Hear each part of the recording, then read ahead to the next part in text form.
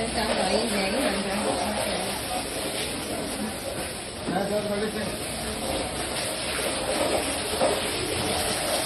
aquí en el dormitorio va a ser mi hermano y me está teniendo el agua. Y donde está el baño se cayó el techo. Y se puede abrir. peligroso que haya un cortocircuito acá. Miren. Hay que apagar, hay que apagar.